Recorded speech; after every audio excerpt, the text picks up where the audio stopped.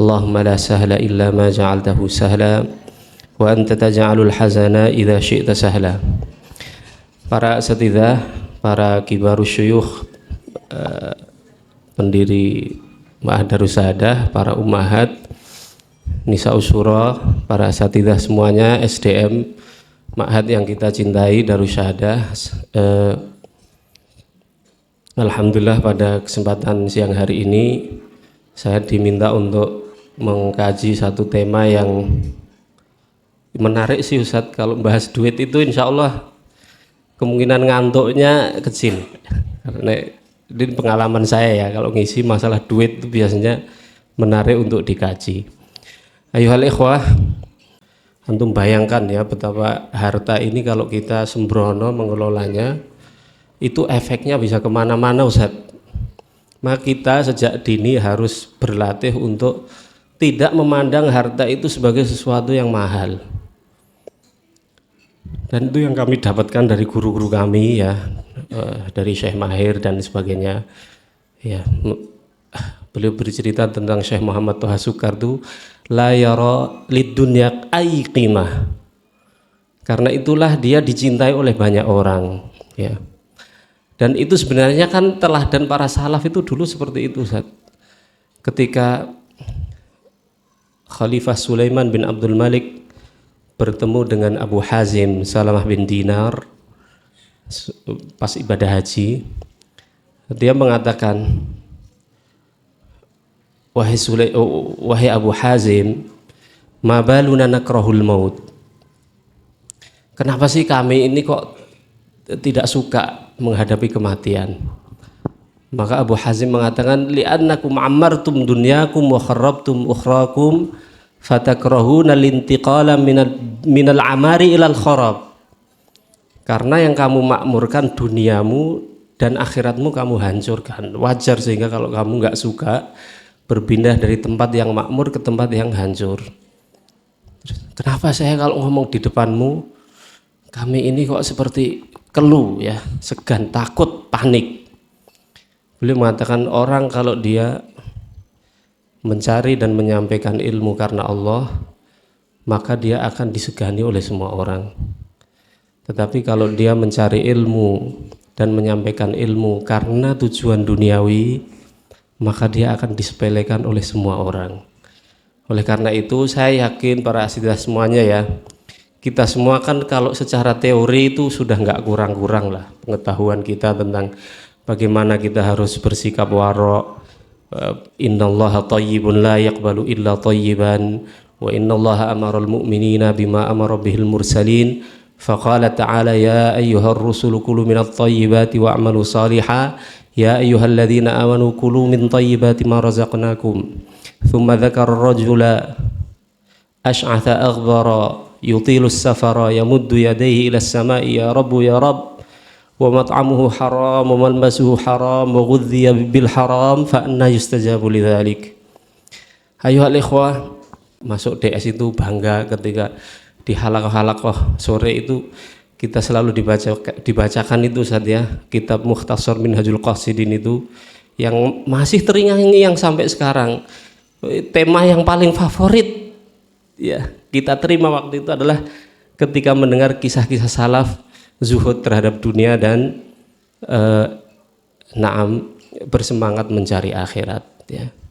Inilah yang membuat kita itu menjadi bernilai di hadapan manusia ya. Ayuhal ikhwah, perlulah kita sadari kembali ya bahwa urusan makan atau yang masuk ke dalam perut kita itu adalah urusan agama Ustaz, urusan din. Jadi kita jangan sekali-kali menyepelekan apa yang masuk ke dalam perut kita. Yuqal, orang-orang sufi, orang-orang ahlu zuhud, az-zuhad wal ubad fi zamanis salaf, mereka mengawali perjalanan tasawufnya itu adalah memulai dari perutnya. Mereka benar-benar menyeleksi apa yang masuk ke dalam perutnya ya. Karena mereka sadar sesadar-sadarnya bahwa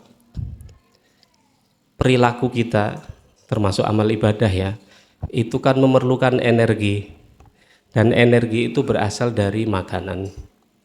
Maka semakin bersih sumber energi kita, maka akan semakin positif amalan yang dilahirkan. Maka dikatakan man naqqabatnahu tahharallahu qalbahu. Siapa yang membersihkan makanannya, maka dia akan dibersihkan oleh Allah hatinya. Saya ingat banget Ustadz, dulu waktu awal-awal kita merintis di sini, zamannya Ustadz Mustaqim, Ustadz dulu kita masih punya Darul Falah itu Ustadz. Saya dulu kan SD di sini, jadi ikut beliau tidur di rumah yang masih reot itu, yang sekarang jadi ruang tamu. Itu kan dulu pondok itu dapat kasur yang empuk itu loh Ustadz, ada bantalnya, itu sudah istimewa banget waktu itu. Alhamdulillah waktu itu pondok dapat kasur itu dan jatahnya itu memang sudah dipas. Itu saya kalau malam kemudian tidur di asrama ma'had itu pagi mesti diomelin oleh beliau. Jazahullahu khairan ya. Beliau tegas sekali dalam urusan ini. Kamu jangan tidur lagi di sana karena itu adalah hartanya umat ya. Nah, nilai-nilai inilah ya ikhwah yang menurut saya melahirkan orang-orang yang sosok-sosok yang asluha tsabitun wa far'uha fis sama'. Tokoh-tokoh yang membawa perubahan di masyarakat, yang buahnya bisa dinikmati oleh umat Islam secara berkala dengan izin Rabb-nya. Nah, kita tidak ingin ya nilai-nilai yang seperti ini hilang tentunya. Mari kita sadari kembali, terutama kita-kita yang mungkin di ma'had ini mendapat amanah untuk memegang dana yang itu adalah miliknya umat ya. Kayak saya ya, jadi kabak pertanian itu kan istilahnya mau nganggar kan enak Ustadz, bisa seperti apapun ya, asal logis di hadapan Ustadz Muhyiddin logis, nanti akan dicairkan. Nah ini kalau kita tidak punya takwa Ustadz, berbahaya sekali. Maka antum tanya di KTI itu, yang paling jarang nganggar ana Ustadz, bagian kepengasuhan KTI ya. Karena kita pertimbangan betul ini nganggar ini esensinya apa gitu ya. Jadi kita berharap ya menganggar itu bukan menjadi kesempatan gitu ya. Nah, ini kita mari berefleksi bersama ya untuk menyadari bahwa ini adalah amanah umat. Seperti yang antum ketahui, Nabi SAW itu dijuluki Al-Amin. Kenapa? Karena beliau itu dipercaya orang untuk dititipi harta-harta yang mereka punya, karena mereka tahu kalau hartanya dititipkan kepada Nabi Muhammad SAW sebelum beliau diangkat menjadi nabi itu mesti aman, mesti aman. Bahkan dalam satu riwayat beliau kalau terdesak kebutuhan, beliau tidak berani untuk tak make dulu ini uang titipan ini, beliau lebih memilih utang ya untuk memenuhi kebutuhan pribadinya. Itu sebabnya ketika beliau berhijrah itu kenapa beliau menunjuk Ali untuk menggantikan posisi beliau ya, untuk tetap di Mekah dulu menggantikan posisi beliau. Salah satunya ya kata Syekh Isom adalah karena banyak sekali wadiah-wadiah harta yang harus beliau tunaikan. Maka kalau kita mengelola dana umat itu harus siap-siap menjadi orang yang dalam posisi yang selalu dicurigai, sehingga kita berhati-hati ya. Nah, bagaimana biar kita berhati-hati? Sekali lagi ini kembali kepada ketakwaan kita masing-masing, dan ketakwaan kita Ustadz, kita mulai dari selektif kita dalam masalah memilih makanan apa yang masuk ke dalam perut kita ya. Dia udah mau bunuh diri Ustadz, kenapa? Dia harus menutup akun pinjol sekitar 8 akun ya. Itu awalnya sepele Ustadz, awalnya dia terdesak kebutuhan, pinjem pinjol angkanya cuma 700.000, mengembalikan tak bulan depan berapa? 1.200.000. Gila enggak? Makanya saya kalau ada yang bisa menyuarakan ke Pak Prabowo ini ya, kita umat Islam pengen 2 hal Ustadz yang kalau itu dilaksanakan akan menyelesaikan banyak masalah ekonomi dan sosial kita ya. Jadi kriminalitas di masyarakat itu awalnya dari mana? Masalah ekonomi Ustadz. KDRT Ustadz, sekarang angka perceraian di Sukoharjo ini angkanya tinggi sekali. Dan saya yakin itu bukan hanya di Sukoharjo. Ya, pasangan-pasangan muda yang rentan usia pernikahan 4 sampai 10 tahun dan itu didominasi oleh masalah ekonomi. Jadi dua yang pengen kita usulkan nih, kalau kan sekarang kita udah deket ya Ustadz ya dengan hukumah. Sampaikan kepada beliau-beliau itu kita pengen zakat ini menjadi undang-undang Ustadz. Satu itu. Oke lah kalau umat di luar Islam nggak mau, kita umat Islam aja deh ya. Tolong dijadikan itu sebagai undang-undang. Dan saya pernah ikut webinar nasional tentang masalah zakat yang diadakan oleh Basnas Ustadz. Sadar zakat di Indonesia ini masih kecil sekali. Padahal potensinya itu ada sekian ratus T ya, zakat yang seharusnya terkumpul ini ya. Itu sadar zakat itu baru 1%. Padahal kalau zakat ini berjalan Ustadz sesuai mestinya, zakat itu yu'alijul iqtisad min dakhilil iqtisad. Zakat itu akan mengobati ekonomi dari ekonomi itu sendiri. Jadi misalnya ya, makanya saya juga jadi bisa menalar nih ya. Kenapa Taliban bisa begitu maju? Padahal dia nggak dapat bantuan asing loh Ustadz.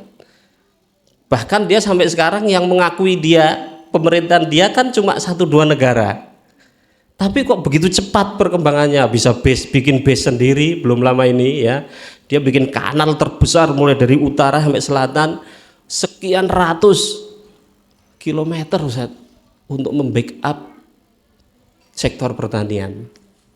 Tanpa bantuan tenaga asing dan tanpa pinjaman asing.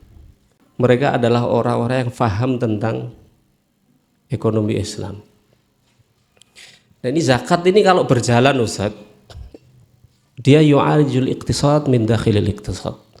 Seandainya zakat ini berjalan, ekonomi itu akan bergerak dengan secara otomatis ya. Ya belakangan ini mungkin banyak juga dari antum ya yang mengikuti. Kita kan punya Menkeu baru Ustadz ya. Ini Menkeu yang baru ini saya lihat terobosan cukup luar biasa. Saya senang dengar statement beliau itu banyak sekali yang sama dengan konsep-konsep bisnis Islam.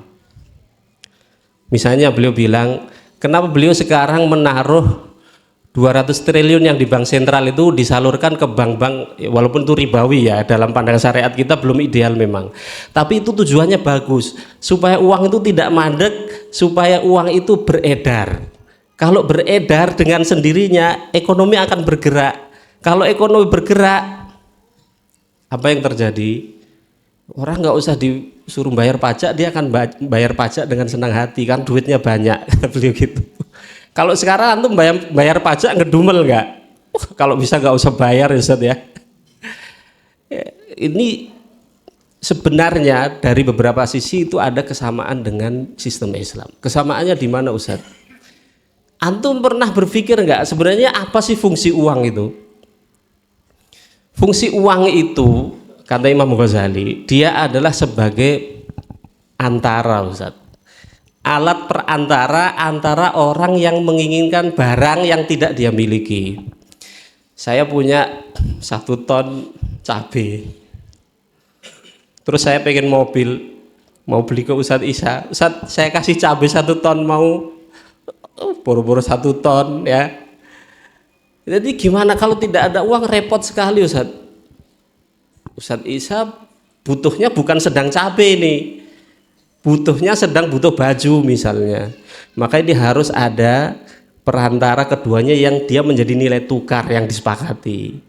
Maka diriwayatkan dalam sebuah athar, uang itu adalah tauqi'ullah fil ardi.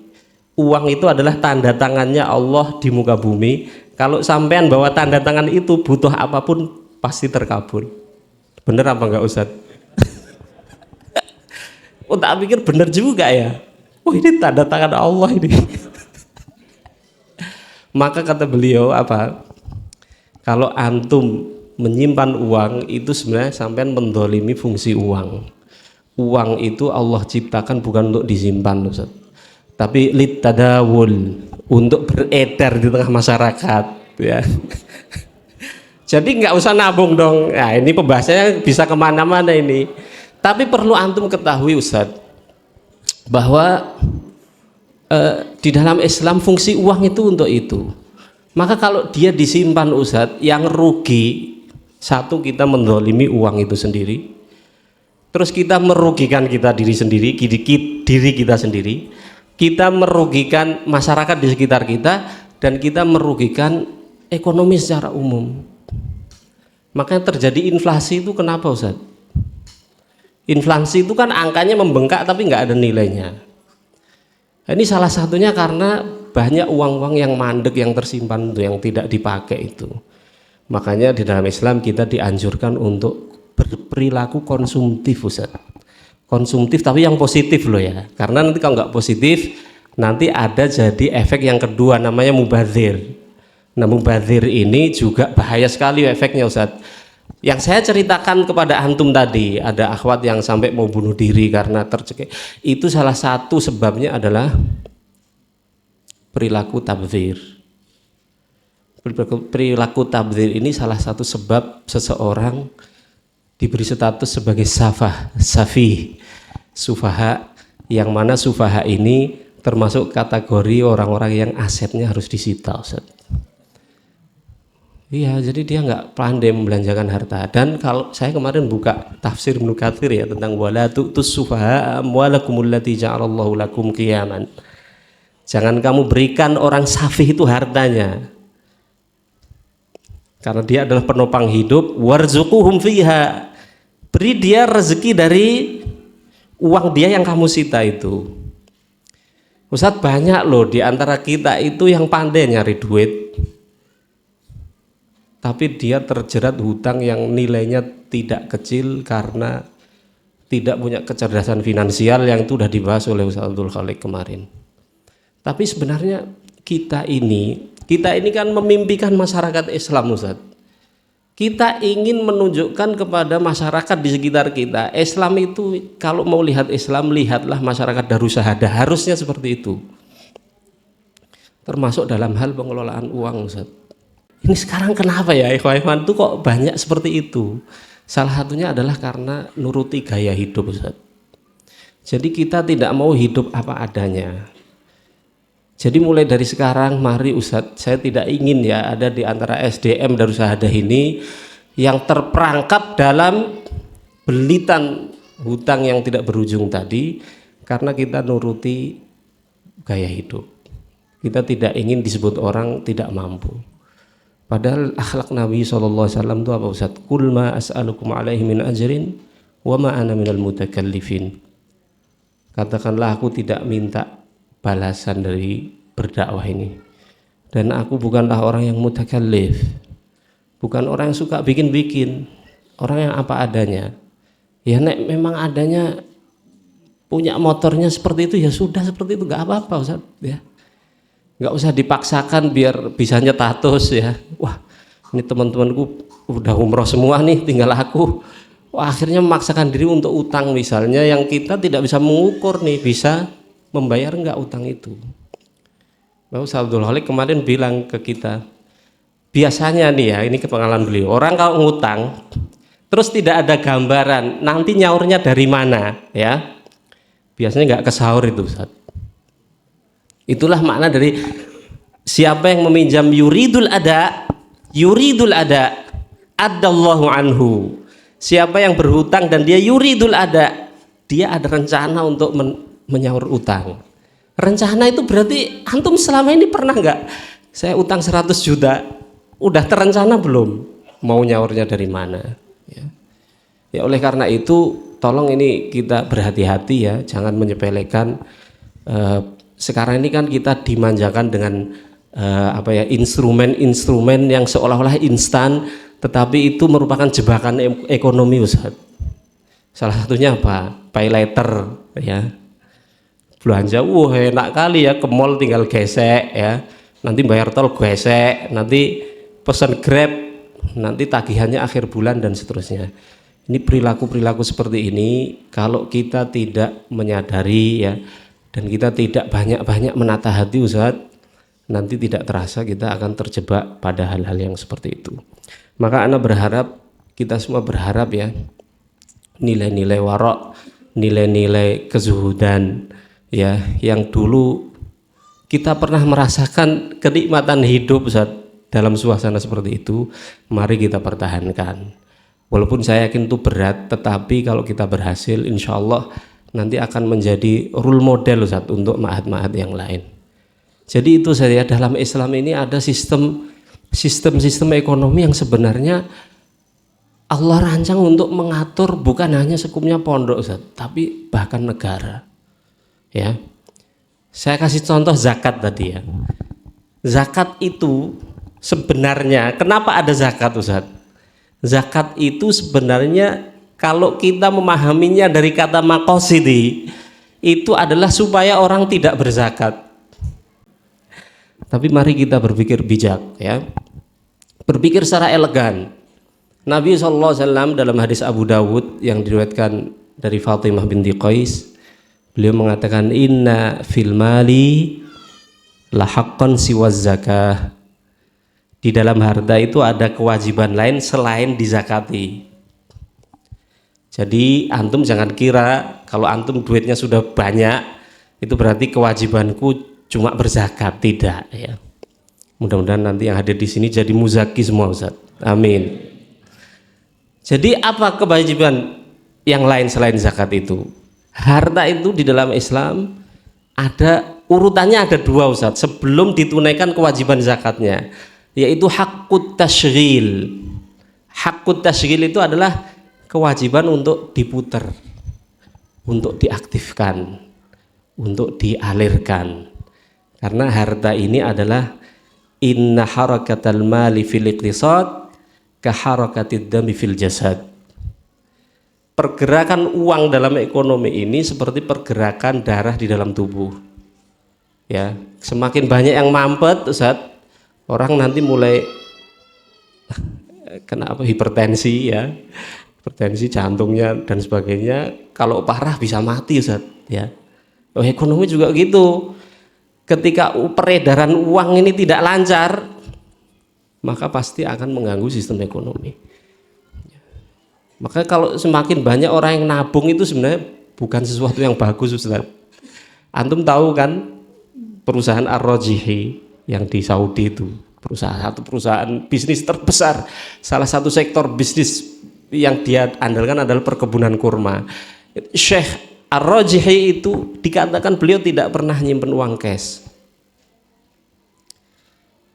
Ya, jadi harta kita ini, makanya Ustaz, ketika saya punya duit nih ya, saya punya duit sudah mencapai angka nisab berapa? 85 gram emas murni 24 karat. Kalau dirupiahkan berarti Ustaz Aulia mana? Harga emas berapa Ustaz sekarang? 2 jutaan. 85 gram itu berarti sekitar banyak sekali. Berapa Ustaz? 200-an juta ya.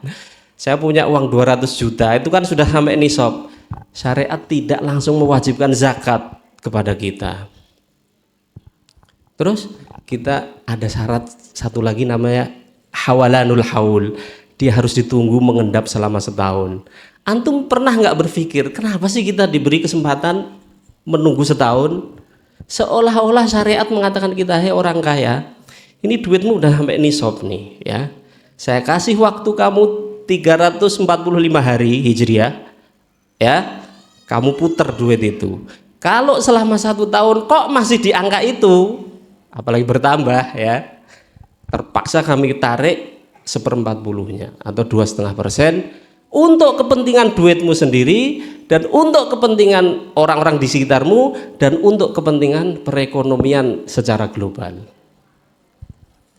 Ya, makanya antum pernah, antum ini mengada-ngada aja, masa kita terus harus menghindari zakat gitu ya. Karena saya sering Ustaz mendengar narasi gini, orang Islam tuh harus kaya. Kenapa? Karena zakat itu wajib. Seolah-olah kalau nggak kaya itu terus bukan muslim yang baik. La ilaha illallah. Abu Ishaq Asy-Syirazi min akbari masyayikh Syafi'iyah itu belum pernah haji dan umroh loh Ustaz. Lah apalagi berzakat. Nggak ada satupun ulama Syafi'iyah yang mempertanyakan keilmuan beliau. Imam Asy-Syaukani itu juga belum pernah haji dan umroh. Nah, ya sampai mana tadi? Selupa saya. Jadi di zaman salaf itu ada contoh orang yang income-nya per hari itu 1.000 dinar. 1.000 dinar. Antum tahu 1 dinar berapa Ustaz? Setara dengan 4/4 gram emas murni. Nek dirupiahkan berapa itu Ustaz? Banyak sekali ya, hampir 10 juta ya. Kalau harga sekarang 10 juta kali 1.000 berapa Ustaz? 10 miliar per hari. Siapa dia? Al-Laits bin Sa'ad min rijalatil Bukhari. Beliau itu income-nya per hari tidak kurang dari 1.000 dinar. Imam Ghazali mengatakan wa ma'adzalika lam tajib alaihi zakah. Di waktu yang sama beliau belum pernah terkena wajib zakat. Kenapa? Karena di akhir tahun mending kalau saldonya 0, kadang-kadang min. Nah, kenapa? Beliau tidak mau ngisi ceramah sebelum bersedekah kepada 300 orang. Wah, ini sunnah yang harus dihidupkan Ustaz ya. Maka banyak sahabat dulu yang pengen miskin, saya mau sedekah biar miskin. Nyatanya nggak miskin-miskin. Nah, ini nilai-nilai seperti ini Ustaz yang harus kita pertahankan. Ya, kecerdasan finansial ya. Jangan terlalu irit tapi juga jangan mubadzir. Cerdaslah di dalam membelanjakan harta ya, dalam mengatur keuangan. Nah, yang saya lebih heran lagi ya, ketika ini agak sensitif Ustaz ya. Ketika saya membuka tafsir wala tu'tus sufaha amwalakum.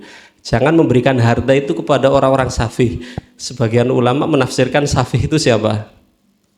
An-nisa.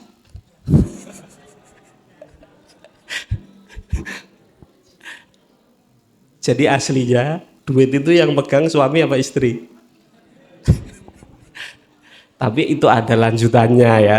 Illa an yuti'na azwajahun. Kecuali kalau mereka taat sama suaminya. Artinya kendali itu tetap harus di tangan suami. Wah, saya nggak mau ribet, ngitung-ngitung udah kasihkan ke istri, tapi kita kontrol gitu ya. Jadi banyak dari kita itu yang masih merasa nyaman ya kalau yang dilihat itu berupa tumpukan-tumpukan kertas. Padahal kita nggak tahu bahwa tumpukan-tumpukan kertas itu seiring berjalannya waktu dia nggak ada nilainya Ustaz. Maka di dalam Islam harta itu ada 2 kewajibannya sebelum dizakati ya, dia adalah apa? Diputar Ustaz. Itu terkait dengan masalah kecerdasan finansial. Terkait dengan masalah warok Ustaz, saya sudah menyinggung tadi ya, kehati-hatian para salaf radhiyallahu anhum di dalam urusan harta. Kenapa? Karena harta itu apalagi kalau sampai masuk ke dalam perut Ustaz, itu nanti akan melahirkan energi. Makanya orang-orang sufi dulu itu selektif benar di dalam memilih apa yang masuk ke perut mereka. Kenapa? Semakin bersih makanan yang masuk ke dalam perut mereka, mereka menyadari ibadah yang dihasilkan akan semakin berkualitas. Maka kalau antum mendambakan sholat yang ikhlas, mengajar yang ikhlas, ya, saum yang ikhlas, yang tidak tersisipi riya, tidak tersisipi hasad, tidak tersisipi kibar, tidak tersisipi ujub, mulailah dari perut. Seleksi benar makanan kita. Maka banyak juga contoh di kalangan para salaf radhiyallahu anhum yang mereka layak kuluna illa min amali aidihim. Mereka tidak makan kecuali hasil pekerjaan tangan mereka sendiri ya. Ada banyak contoh ya. Salman Al-Farisi, kisahnya antum semua sudah tahu. Beliau di dalam kitab Tarbiyah Jihadiyah legend banget tuh kisah itu saja. Beliau bikin keranjang, hasilnya 3 dirham, yang 1 dirham untuk modal lagi, yang 1 dimakan, yang 1 disedekahkan. Ada lagi seorang tabi'in atau atba' tabi'in min kibariz zuhad wassalihin. Siapa? Ibrahim bin Adham. Ibrahim bin Adham, antum namanya pasti sudah tidak asing. Beliau ini tadinya adalah min abna'il muluk, termasuk anak pejabat ya. Jadi dia adalah orang lingkaran istana. Suatu ketika beliau sedang berburu. Ketika sedang berburu, bersenang-senang lah intinya. Fasami'a hatifan yaqul. Lalu dia mendengar hatif. Hatif itu ada suara tapi kita nggak tahu dari mana sumbernya. Antum pernah nggak ngalami gitu? Kalau ada yang pernah ngalami itu jangan diingkari ya Ustadz ya. Wah khurafat. Ya memang hatif itu bisa dari setan, bisa dari malaikat juga ya. Fasami'ah, dan jin pun, dari jin pun itu bisa dari jin yang soleh, bisa dari jin yang jahat ya. Kalau antum mendengar kisah-kisah tentang ini, antum akan menemukan banyak ajaib. Dalam kitab Qiyamul Lail, Mukhtasar Qiyamul Lail karya Imam Al-Marruzi, itu disebutkan bagaimana dulu seorang jin menyenandungkan syair karena dia kehilangan orang soleh ini Ustaz. Biasanya dia Qiyamul Lail di rumahnya dengan bacaan yang jahar, terus bermakmum di belakangnya, terus meninggal. Nah pas jenazahnya mau disolati itu ada hatif yang melantunkan syair itu. Nah, Ibrahim bin Adham fasami'a hatifan yaqul, dia mendengar ada suara yang mengatakan alihada khuliqt, emangnya kamu diciptakan cuma untuk kayak gini? Maka sejak itu dia bertobat dan menempuh jalur zuhud. Beliau mengambil ilmu dari Sufyan bin Uyainah, dari Al-Auza'i dan lain-lain. Sebagaimana beliau berdua juga mengambil manfaat dari Ibrahim bin Adham. Ibrahim bin Adham itu tidak makan kecuali dari hasil tangannya sendiri. Fakana ya'malu harisan lil bustan. Sesekali beliau kerja sebagai penjaga kebun orang. Wa kana ya'malu hasadan. Kadang beliau ikut kerja manen hasil panen para petani ya. Suatu ketika beliau pernah ikut manen bersama teman-temannya. Di sini ada nggak yang pernah ikut derep Ustaz? Kalau di Jawa udah nggak ada ya. Dulu waktu saya di Lampung masih ada itu Ustaz. Jadi derep itu apa derep? Derep itu lahan padi ya, 2 hektar gitu. Kita keroyok 20 orang. Nah nanti upahnya sama. Jadi kalau 100 semua gitu ya. Ibrahim bin Adham ketika mendapat 1 dinar atau 1 dirham, 1 dinar itu merasa pekerjaan dia tidak sebanding dengan pekerjaan teman-temannya yang lain. Dia ragu di situ. Ini bersih nggak nih hasil ini? Saya takut mendolimi hak teman-teman saya.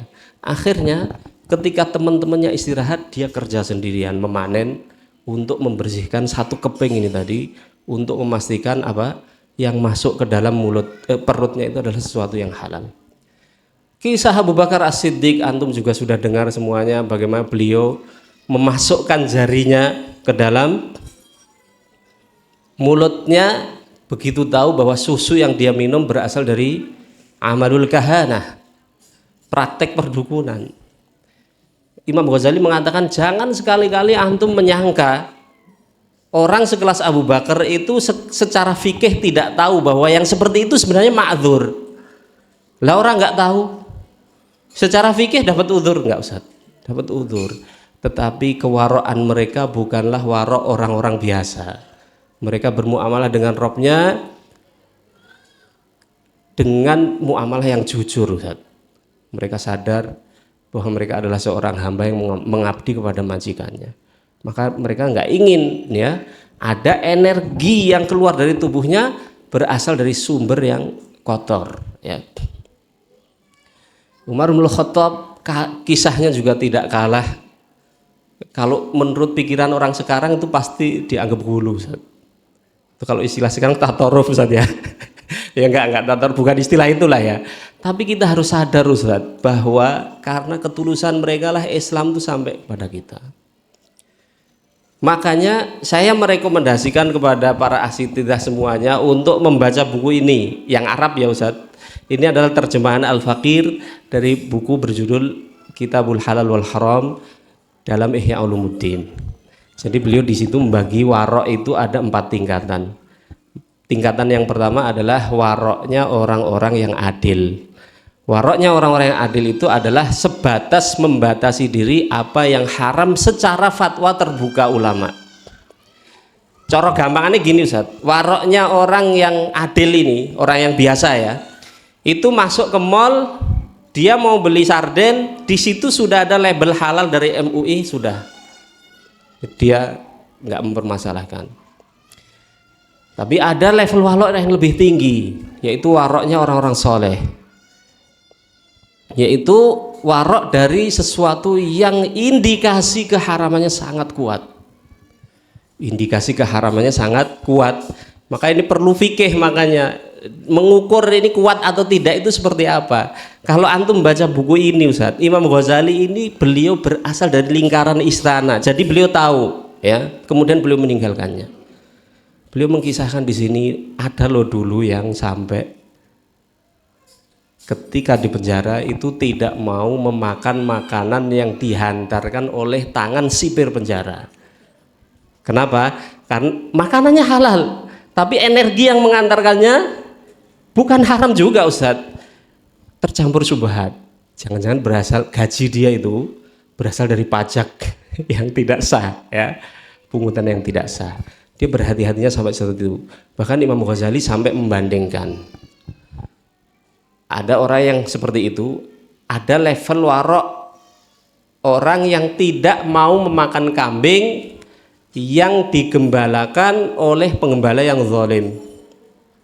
Kata beliau, tingkat subhat kambing ini tadi itu lebih ringan daripada subhat yang sebelumnya. Kenapa? Karena kambing itu bisa sampai kepada makanan itu dengan energinya sendiri ya. Tapi ada tingkatan di atas itu yang sampai kepada derajat was-was. Was-was itu adalah warok terhadap sesuatu yang tidak jelas. Indikasinya apa itu nggak jelas. Contohnya begini, saya tidak mau bertransaksi dengan orang di Simo, pasar Simo. Kenapa? Mereka kan ada yang bermuamalah dengan riba. Ya, akhi, antum mau teliti satu persatu itu tidak mungkin. Yang seperti itu kalau antum melakukan, antum nggak mau belanja ke Simo gara-gara seperti itu, maka antum menyelisihi jalan Rasulullah SAW dan para sahabat. Rasulullah SAW ketika bermuamalah di Madinah, beliau bermuamalah dengan orang Yahudi enggak? Bermuamalah.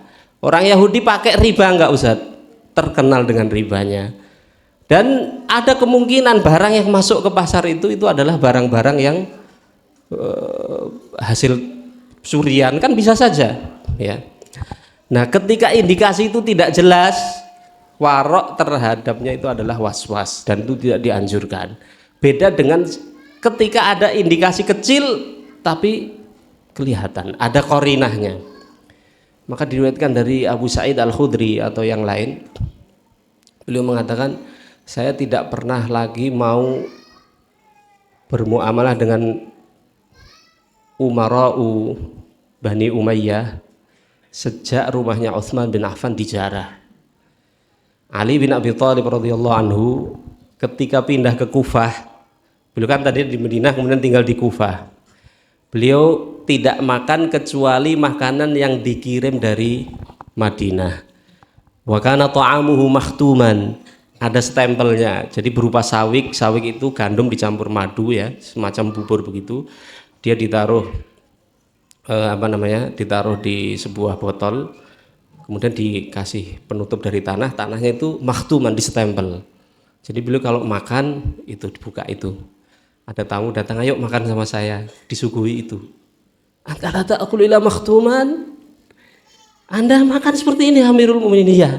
Kenapa? Karena makanan Ahlul Kufah sudah rusak, banyak kecampur dengan hal-hal yang indikasi keharamannya kuat waktu itu. Antum temukan insight-insight kisah-kisahnya di sini, termasuk di sini Ustaz yang tidak kalah penting. Ini juga isu kekinian Ustaz ya, tentang masalah interaksi dengan pemberian dari hukumah Ustaz. Nah, ini kisah-kisah tadi itu bukan supaya kita itu memberat-beratkan diri ya, tapi juga jangan sampai kita mati rasa gitu. Jadi tetap harus selektif, dan ada satu patokan yang beliau Imam Ghazali sampaikan kepada kita, yang ini bisa menjadi kunci ketika kita ragu terhadap harta apapun, termasuk para kabak ini ya. Kalau nanti ragu ya ini kira-kira boleh apa enggak, alhamdulillah kita setiap muslim itu diberi perangkat oleh Allah yang bernama istafti qalbak. tanyalah kepada hati nuranimu. Misalnya saya belanja pertanian, ini kira-kira nek saya mampir ke nasi padang ini menyisakan ganjalan di hati atau tidak Ustadz? Karena tabiat hati kita itu kalau sehat Ustadz ya, al-ithmu mahaka fis sadr. Yang namanya dosa itu pasti menyisakan ganjalan di hati. Nah cuman masalahnya kadang hati kita itu sudah hilang kepekaannya, sudah rusak. Ya karena salah satunya dari makanan itu tadi, sehingga nggak peka, enjoy dengan hal-hal yang sudah aslinya sudah terlalu jauh. Makanya saya minta dan saya menasihati diri saya sendiri ya Ustadz untuk hati-hati dalam urusan harta ini. Sudahlah, qalilun ma'al barakah, katsirun khairun min katsirin la barakata fihi. Sedikit tapi berkah itu lebih baik daripada banyak tapi nggak ada berkah. Ya kita pengennya banyak tapi berkah Ustadz ya, tapi kan ya itu juga tidak mudah. Ingat Ustadz bahwa nikmat yang Allah berikan kepada kita itu tidak melulu urusan angka Ustaz. Banyak nikmat-nikmat yang lain yang kita harus menyadarinya. Imam Ghazali mengatakan salah satu tanda hamba yang tidak tahu diri itu baru menyadari nikmat kalau nikmat itu sudah dicabut. Antum baru sadar, ya Allah ternyata gigi itu nikmat Allah yang besar. Setelah giginya bolong semua, itu kata Imam Ghazali, itu hamba yang tidak tahu diri. Kalau hamba itu tahu diri Ustaz, seluruh tubuhnya ini pasti akan membawa dia untuk mengesahkan Allah Subhanahu wa taala, untuk bersyukur pada Allah Subhanahu wa taala. Sehingga dia tidak aneh-aneh ya. Baik, saya akhiri majelis ini dengan tadi ya. Tadi ada salah satu asatid yang meminta untuk mengangkat tema tentang kehati-hatian mengelola dana umat ya, terkait dengan masalah misalnya mengambil angka yang di luar yang dianggarkan. Ini saya tadi alhamdulillah membuka di kitab Sunan Abu Dawud. Ini suatu saat perlu Ustaz kita murajaah Ustaz, suatu saat bikin majelis karena keberkahan itu ada di dalam hadis-hadis Nabi SAW. Saya bacakan di sini Ustaz sebentar. Mana ya? Imam Abu Dawud mengatakan, qal bab fi arzaqil ummal. Bab tentang gaji para pegawai. Ya ini sebenarnya konteksnya negara Ustaz, tapi bisa kita bawa kepada konteks kita di ma'had ini insyaallah. Qala haddatsana Zaid bin Akhzama Abu Talib qala haddatsana Abu Asim an Abdul Warith bin Sa'id an Husayn al-Muallim an Abdullah bin Buraidah an abihi an Nabi sallallahu alaihi wasallam qala man ista'malnahu ala amalin farazaqnahu rizqan fama akhadha ba'da dhalika fahuwa ghulul. Wadihah jiddan al-ibarah la ghubara fiha ya. Nabi SAW bersabda, siapa yang kami tugasi suatu tugas pekerjaan dan sudah kami tentukan gajinya, maka yang dia ambil setelah itu adalah ghulul, korupsi, khianah. La ilaha illallah ya. Ya ini mudah-mudahan bisa jadi rem ya buat kita. Ya ini syarahnya tidak jauh-jauh dari itu Ustaz.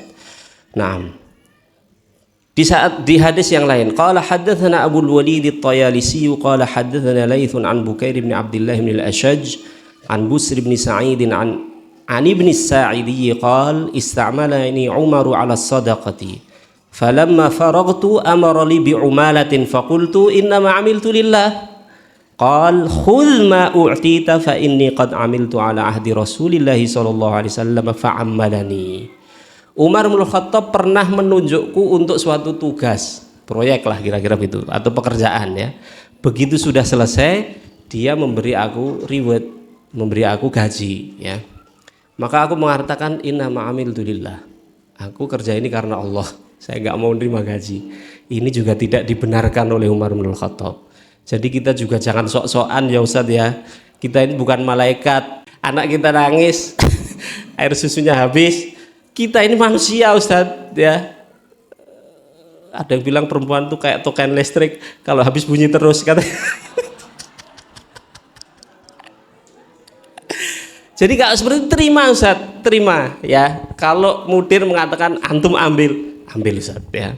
Karena Umar bin Khattab radhiyallahu anhu mengatakan, aku dulu melakukan hal yang sama di zaman Rasulullah, fa'ammalani, lalu beliau memberikan aku suatu upah.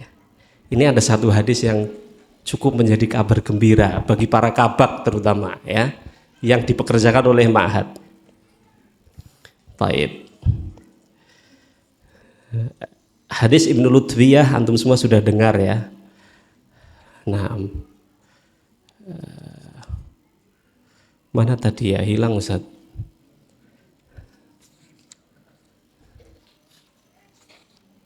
Nah ini dia ya, ini dia. Qala haddatsana Musa ibn Marwan Ar-Raqi, qala haddatsana Al-Mu'afa, qala haddatsana Al-Auza'i, 'an Al-Harits bin Yazid 'an Jubair bin Nufair 'an Al-Mustayrid ibn Shaddad qala sami'tu an-nabiy sallallahu alaihi wasallam yaqul man kana lana 'amilan falyaktasib zawjatan fa illam yakun lahu khadimun falyaktasib khadiman fa illam yakun lahu maskanun falyaktasib maskanan. Qala Abu Bakrin ukhbirtu anna an-nabiy sallallahu alaihi wasallam qala man ittakhadha ghaira dzalika fahuwa ghallin aw sariqun. Dari Al-Mustawrid bin Shaddad, ia berkata, aku mendengar Nabi sallallahu alaihi wasallam bersabda, man kana lana amilan, siapa yang kami tunjuk sebagai seorang petugas bagi kami, falyaktasib zaujatan, silahkan dia gunakan dana untuk cari istri. Begitu ana menerjemahkan. Jadi ini para kabak kalau belum punya istri terus dia dikasih amanah itu, ada dana yang dia pakai untuk mahar istri, sah atau tidak? Loh, dia kerja perlu fokus Ustadz ya. Kalau nggak punya istri gimana dia mau fokus? Mau bikin kopi harus bikin sendiri Ustadz ya kan? Ya, falyaktafib zaujatan.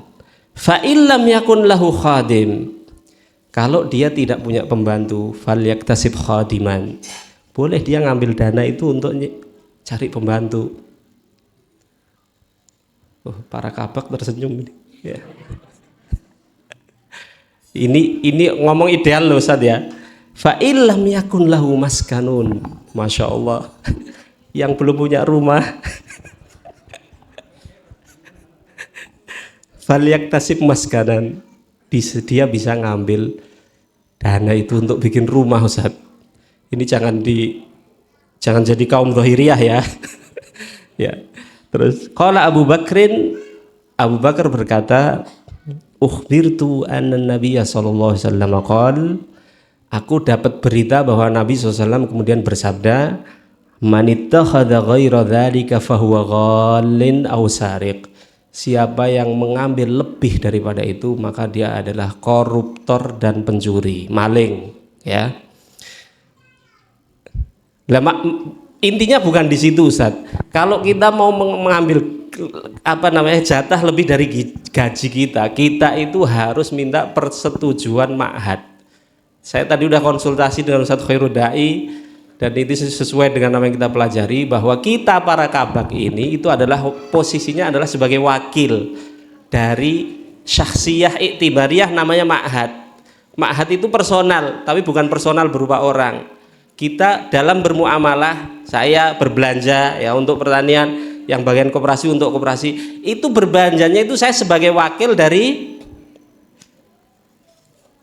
ma'had. Sehingga kalau ada cashback atau apapun, nilai tambah apapun, itu bukan hak saya sebagai wakil, tetapi haknya siapa? Yang kita wakili, yaitu dalam hal ini adalah ma'had. Saya bacakan kepada antum hadis yang jauh lebih jelas lagi yang menjelaskan tentang hal itu, masih di dalam Sunan Imam Abu Dawud. Nah, ini gara-gara ngisi ini saya jadi banyak buka kitab jadi Ustaz. Jazakumullah khair.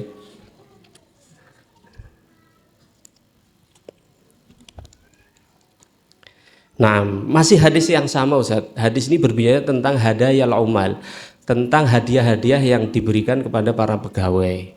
Nah, maka saya di KTI dengan Ustadz Jundi itu hati-hati sekali kalau ada wali murid yang ngasih hadiah. Biasanya ngasih hadiah itu anaknya bermasalah Ustaz. Ki padune ben ra digundul gitu loh ya.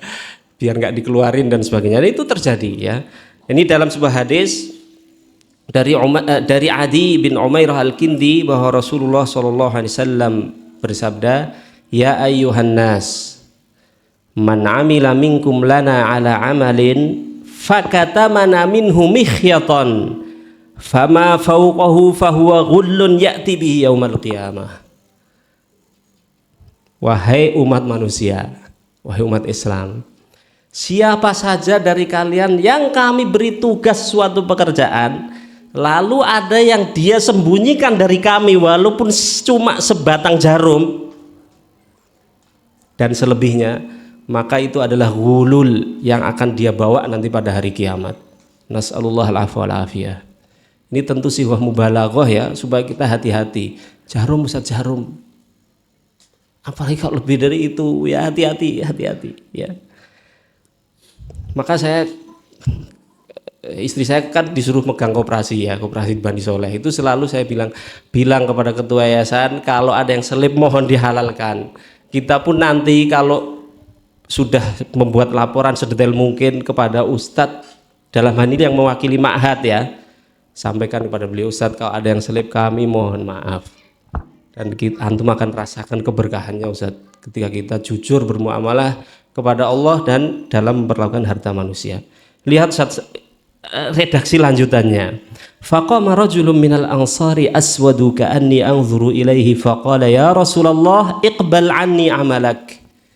Begitu dengar Nabi SAW bersabda seperti itu, ada seorang lelaki Ansor berkulit hitam yang berdiri lalu mengatakan, ya Rasulullah, kalau gitu tugas saya ini saya kembalikan kepada Anda. Saya nggak sanggup ya Rasulullah kalau nanti hari kiamat harus menerima konsekuensi seperti itu.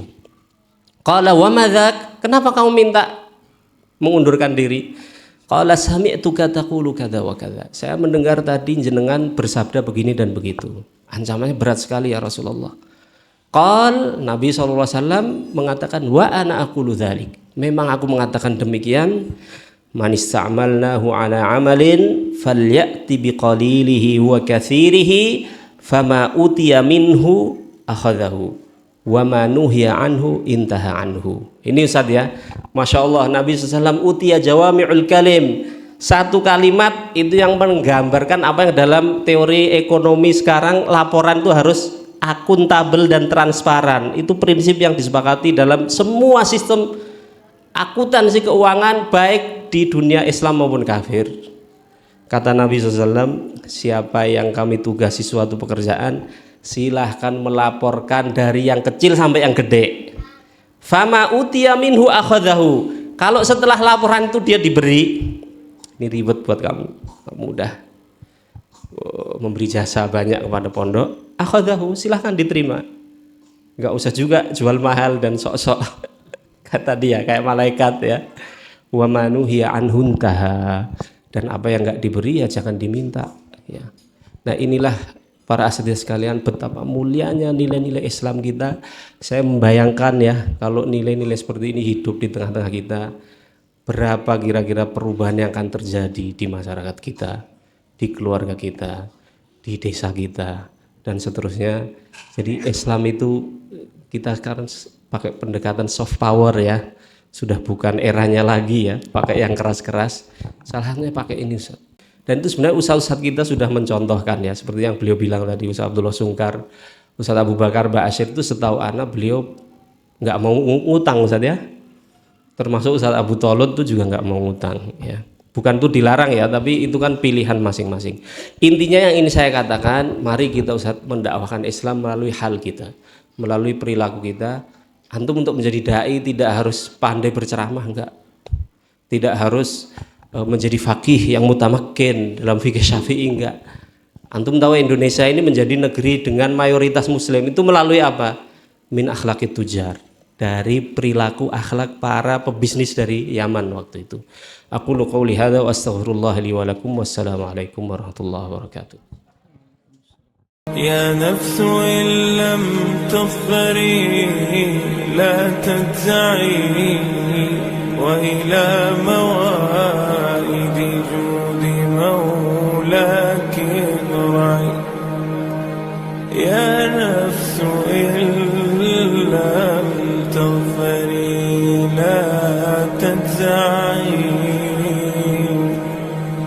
وإلى موائد جود مولاك ارعي. وإذا تأخر مطلب فلربما